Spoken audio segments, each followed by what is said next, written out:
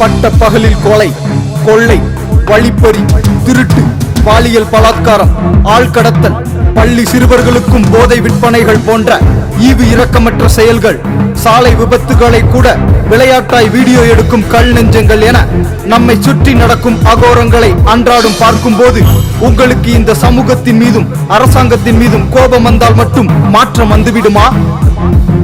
இல்லை. தவறுகள் நம்மிடமிருந்துதான் துவங்குகிறது என்று சொன்னால் நம்ப முடிகிறதா? அதுதான் உண்மை.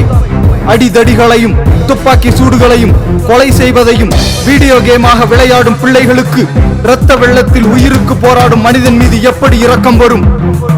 பள்ளி பருவத்திலேயே ஆபாச படங்களை பார்க்கும் சிறுவர்களுக்கு சக மாணவிகளை எப்படி நல்ல கண்ணோட்டத்தோடு பார்க்க முடியும்? ஓடி விளையாடியது அந்த காலம், கதவை மூடி விளையாடுவது இந்த காலம். விருந்தினர்கள் வீட்டுக்கு வந்தால் கூட கம்ப்யூட்டரை விட்டு எழும்பாத அளவிற்கு மரியாதை தெரியாதவர்கள் ஆகிவிட்டார்கள் நம் பிள்ளைகள். குறை கூறவில்லை, மனிதன் எந்திரமாக மாறி வருவதை கூறுகிறேன். நல்ல பெற்றோர்கள் நல்ல பிள்ளைகளை உருவாக்குவார்கள். நல்ல பிள்ளைகள் தான் நல்ல சமூகமாக மாறுவார்கள். மாற்றம் நம் வீட்டிலிருந்து தான் துவங்க வேண்டும். உங்களை நம்பி தேவன் தந்திருக்கும் பிள்ளைகளை பயபக்தியோடும் ஒழுக்கத்தோடும் வேத வசனத்தின்படி வளர்க்க வேண்டியது ஒவ்வொரு பெற்றோரின் கடமை. பிள்ளைகளுக்கு முன்மாதிரியாக வாழுங்கள். ஜெபத்தையும் வேத வசனத்தையும் தினமும் பழக்கப்படுத்துங்கள்.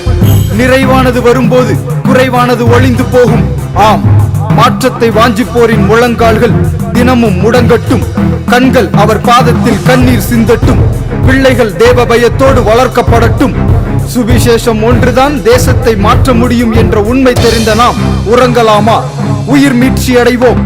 தேசத்திற்கு ஆசீர்வாதத்தை கொண்டு வரும் சந்ததியை உருவாக்குவோம். நித்திரை தெளிந்திடுவோம், காலத்தை அறிந்திடுவோம். நித்திரை தெளிந்திடுவோம், காலத்தை உணர்ந்திடுவோம். ரட்சிப்பும் சமீபம் அன்றோ, பகலும் சமீபம் அன்றோ. ரட்சிப்பு சமீபம் அன்றோ, பகலும் சமீபம் அன்றோ. ஆகைய அந்தகார செயல்களை தள்ளிவிட்டு ஆயுதம் தரித்துக் கொள்வோம். ஒளியின் ஆயுதம் தரித்துக் கொள்வோம். ஆயுதம் தரித்துக் கொள்வோம். ஒளியின் ஆயுதம் தரித்துக் கொள்வோம். என்பார்